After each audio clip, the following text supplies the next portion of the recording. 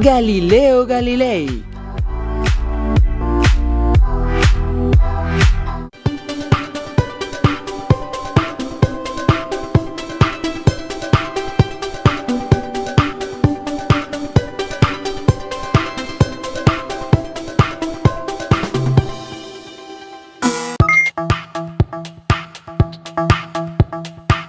Bienvenidas y bienvenidos, estudiantes de segundo grado de secundaria. Me da mucho gusto que estén con nosotros en una sesión más de Aprende en Casa 3 para la asignatura de Ciencias Física. Mi nombre es Enrique Ordal. ¿Y qué creen? En esta ocasión nos acompaña uno de los grandes científicos de todos los tiempos, un famoso astrónomo, matemático, ingeniero, que cambió el rumbo de la humanidad y que contribuyó al desarrollo de la ciencia tal y como la conocemos. Estamos hablando del padre de la ciencia, mejor conocido como Galileo Galilei. Muchas gracias, Eminencia, por acompañarnos. Es de verdad un gran honor que nos regale un poco de su tiempo para conocer más acerca de su vida y, bueno, de todo el trabajo que desarrolló. Gracias a ustedes, pero por favor, no me diga Eminencia, diga Su Eminencia Don Galileo. No, non certo, è solamente Galileo. Es un piacere para mí estar aquí con ustedes el día de hoy, a través de esta tecnología, como dice, telepática. Telemática, Galileo. Pero puede decirle videollamada. Vaya nombres tan extraños. Al fin, les envío cordial saludo a todas y aquellas y aquellos que nos siguen a distancia. Algo supe que están pasando por una pandemia, por lo que hago un llamado a tuta y a tutti a que hagan caso de la autoridad sanitaria para evitar riesgos y no enfermarse. Veo que por aquellos lares están enterados de nuestra situación. Ustedes que nos ven desde casa, no olviden usar cubrebocas, lavarse constantemente las manos y, si es posible, permanezcan en sus casas para que pronto lleguemos al semáforo verde y regresemos a nuestras escuelas. Recuerden, si te cuidas tú, nos cuidamos todos. Ahora sí, alumnas y alumnos, tengan a la mano su siempre confiable cuaderno, lápiz o bolígrafo para que tomen nota de lo que, a su consideración, claro, sean los aspectos más relevantes de la vida y obra de nuestro entrevistado. Si les surgen dudas sobre lo que se mencione, también anótenlas, es muy importante. Más tarde podrán investigarlas en libros especializados o en páginas de internet confiables.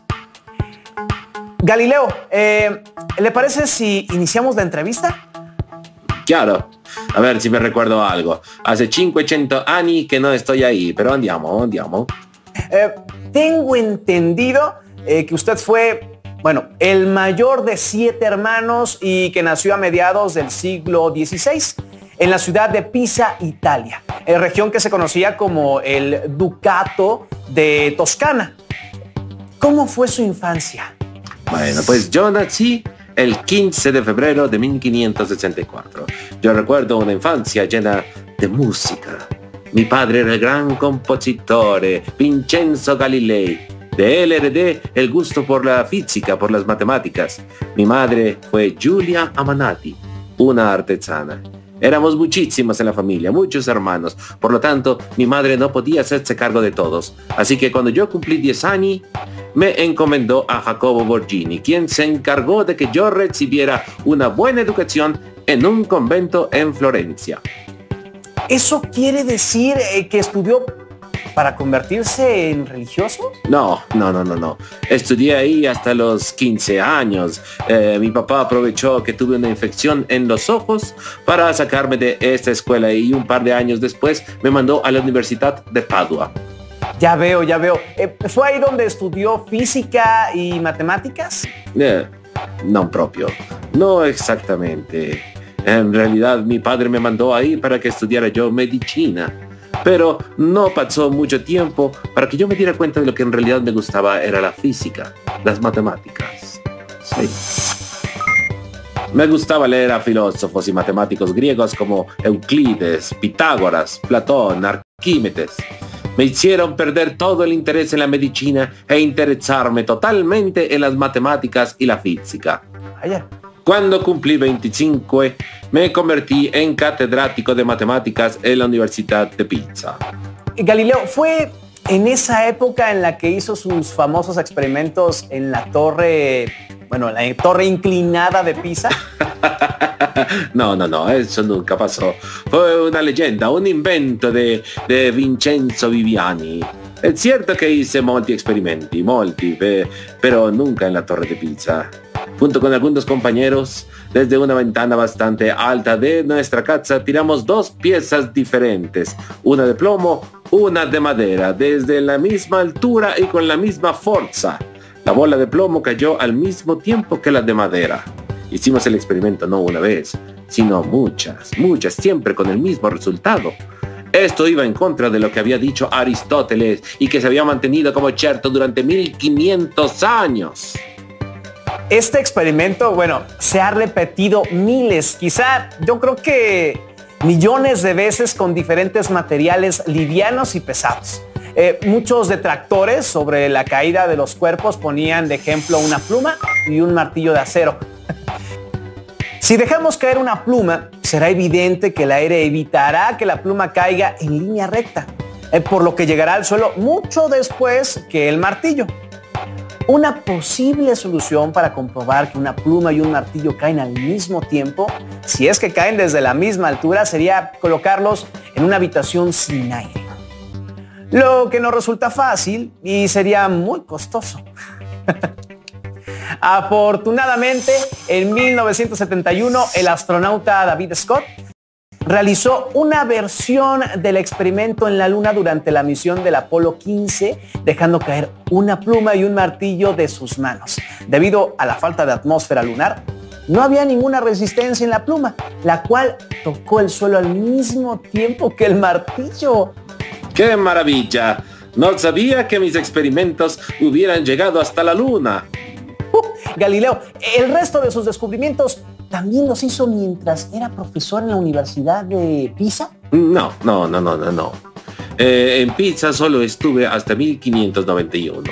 Después me fui a la Universidad de Padua, donde trabajé por casi 19 años hasta 1610. En la Universidad de Padua me nombraron profesor de geometría, de mecánica y astronomía. Dado que la Inquisición no intervenía en las decisiones de la universidad, me sentía en casi libertad total para poder expresar mis ideas. Mientras estaba ahí, murió mi papá. Tuve que hacerme cargo del resto de mi familia.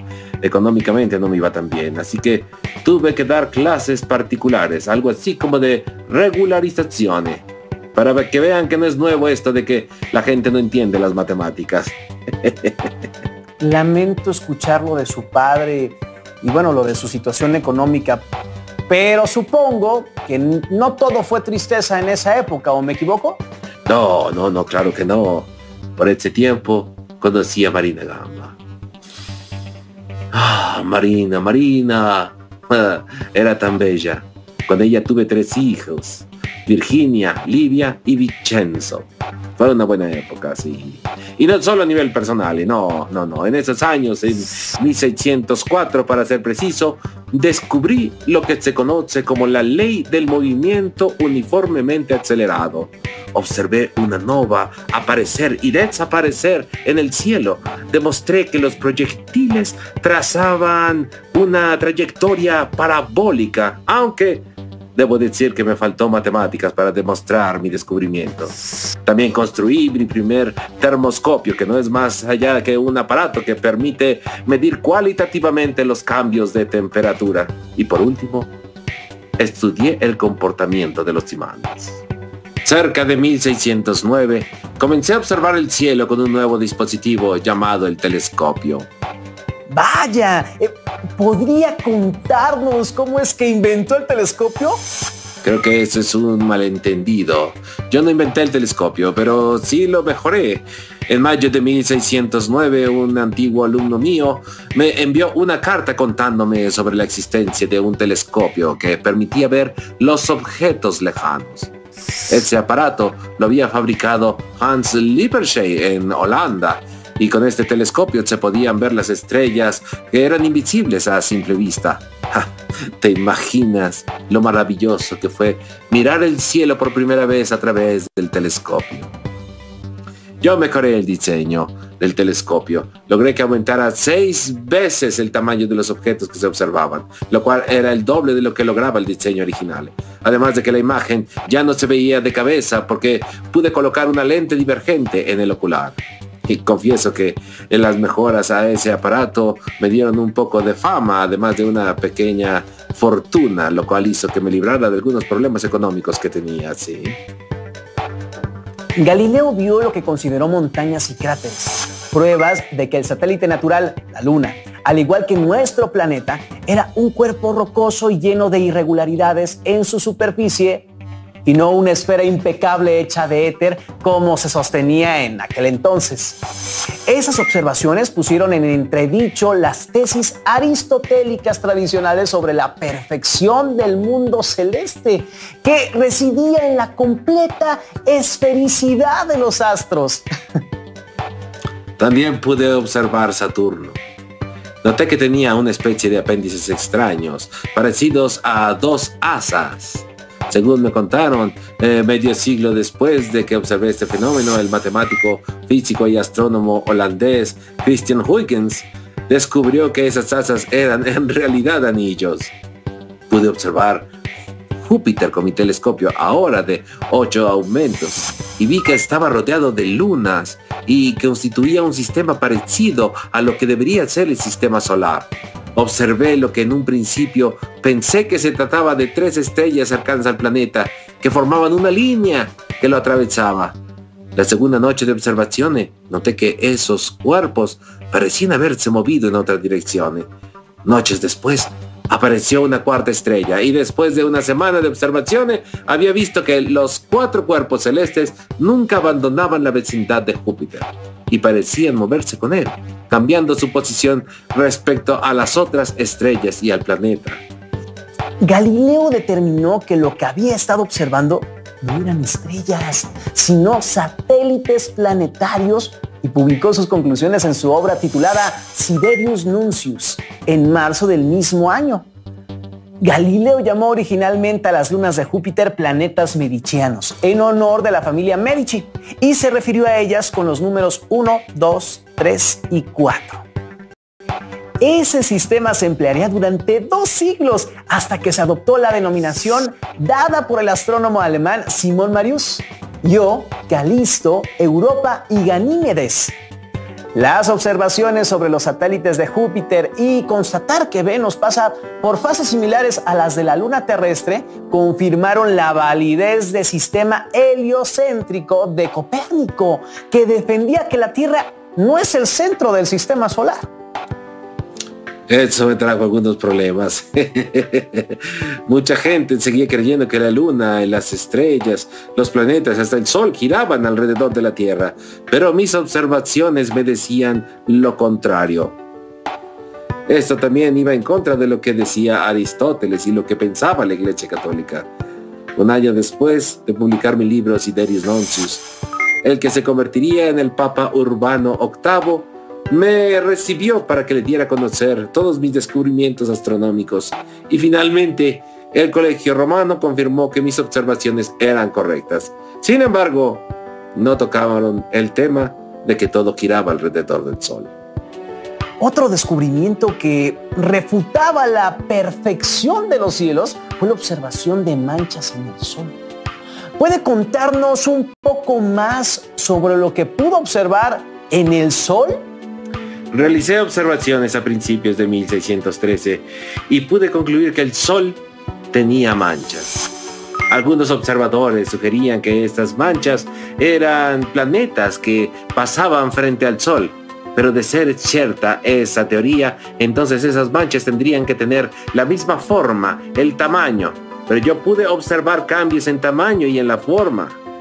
Por un tiempo me hicieron llegar cartas diciéndome que esas manchas que yo observaba eran simplemente ilusiones ópticas o defectos en mi telescopio, en mis ojos, pero no eran reales. Yo observé los cambios, en estas manchas por 18 meses, intentando determinar en dónde se ubicaban esas manchas, concluyendo que no estaban en el aire o cerca de la Tierra, sino que estaban ahí en la superficie del Sol. Al comienzo, realicé mis observaciones viendo directamente al Sol, aprovechando cuando las nubes se interponían al disco solar, o en las mañanas o en los atardeceres, cuando la intensidad de la luminosidad solar se hacía soportable a la vista. Tristemente, esta práctica terminó por dejarme totalmente ciego hacia el final de mi existencia. De verdad, qué triste que sus ganas de conocer y explicar lo que sucedía con el Sol terminaran por cegarlo. Pues sí, pero antes de perder la vista por completo, pude seguir observando las maravillas del sistema solar y me dio tiempo de plasmar mis descubrimientos en obras que cambiaron la historia. Galileo, ¿puede contarnos sobre su siguiente obra llamada Diálogos sobre los dos máximos sistemas del mundo? Ese libro me tomó 6 años escribirlo. Decidí escribirlo en italiano, en lugar de latín, como era la costumbre para publicar libros científicos en esa época. Mientras escribía esta obra, me refería a ella como el diálogo sobre las mareas. El título con el que lo presenté a la Inquisición para pedir su aprobación fue Diálogo sobre la bajamar y el flujo de los mares. Se me ordenó suprimir toda mención a las mareas del título y cambiar el prefacio, con el argumento de que dar permiso para ese título implicaría probar esta teoría que intentaba demostrar el movimiento de la Tierra desde un punto de vista puramente físico. Como resultado, el título fue reducido a Diálogo, seguido de mi nombre, de mis cargos académicos, con un largo subtítulo a continuación. El nombre con que se conoce usualmente a la obra proviene de un subpárrafo de ese largo subtítulo. En este libro, el diálogo se desarrolla en Venecia durante 4 jornadas, entre 3 interlocutores. Salviati, defensor del sistema copernicano, quien representa la propia visión de Galileo. Llamado el académico en honor a la pertenencia de Galileo a la Academia dei Lincei. El nombre proviene del apellido de uno de sus amigos, Filippo Salviati. Simplicio, quien abogaba por el sistema de Ptolomeo y Aristóteles. Es una amalgama de 2 académicos de visión conservadora y rivales de Galileo. El nombre del personaje proviene del filósofo homónimo del siglo VI, Férreo, defensor de los fundamentos aristotélicos. Sagredo representa la visión neutral de quien busca la verdad sin aferrarse a dogma alguno. Es nombrado en honor al amigo de Galileo, Giovanni Francesco Sagredo. Después de muchas dificultades, el libro apareció publicado a principios de 1632, pero para agosto de ese año fue confiscado por la Inquisición y el 1 de octubre me citaron a comparecer en Roma. 2 días antes de mi cumpleaños número 69, llegué a Roma a declarar. Estuve en calidad de prisionero, pero me mantuvieron en las habitaciones del fiscal, no en la cárcel. Hice una declaración en la que tuve que decir que mi libro de diálogo reconozco el copernicanismo, aunque esa no era la intención de mi obra. Después de confesar, tuve que pedir clemencia por escrito y finalmente declaré que no tenía ni había tenido la intención de apoyar a la teoría de Copérnico. Y bueno, me puse en las manos de la Inquisición. Y a pesar de todo lo que había hecho, me encontraron vehemente sospechoso de herejía, lo cual constituía una categoría específica de crimen e incluía prisión formal, la prohibición de mi libro, además de algunas saludables penitencias. A Galileo se le condena a prisión perpetua y se le conmina a jurar que abandonara las ideas copernicanas. Sin embargo, he de decir que el Papa Urbano VIII intercedió por mí y logró cambiar mi sentencia en prisión por un arresto domiciliario de por vida. Se me permitió vivir en mi villa de Arcetri, cerca de Florencia, próximo al convento donde residían mis hijas. la hermana María Celeste y la hermana Arcángela. Allí seguí trabajando en el problema del movimiento, vamos, que había iniciado en Pisa medio siglo atrás. Perdón, es que creo que se me ha subido una araña, ¿eh? Siento que me camina por el cuerpo.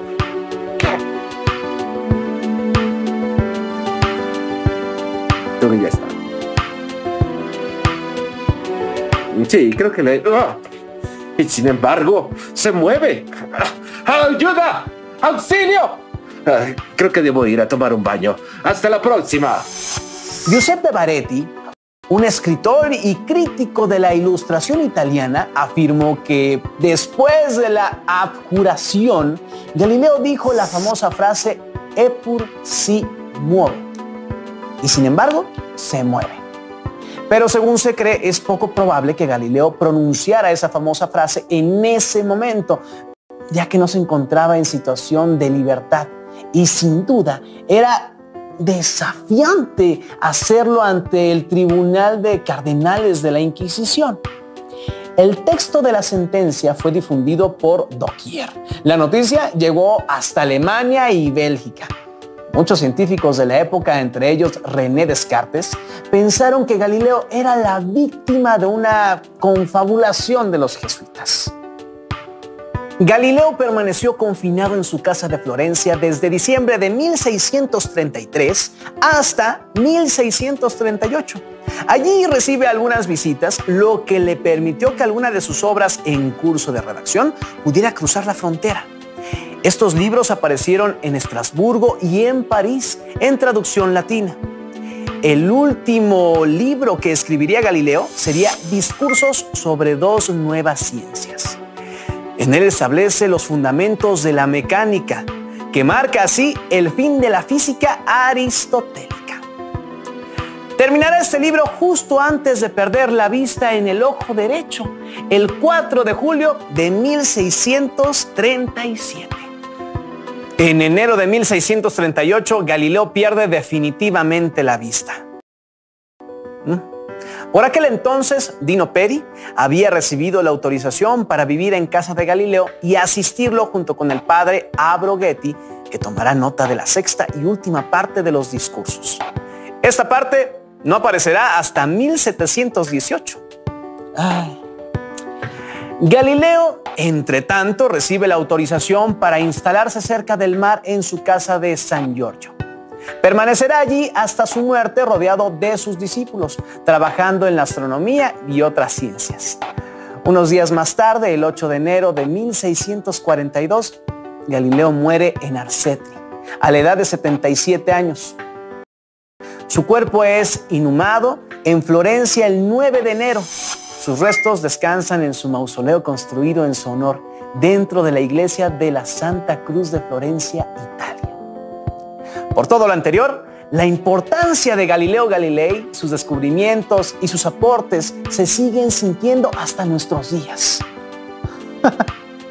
Porque fue quien nos enseñó a ver las cosas desde otra perspectiva, como lo dice una de sus frases más célebres: donde los sentidos nos fallan, la razón debe intervenir.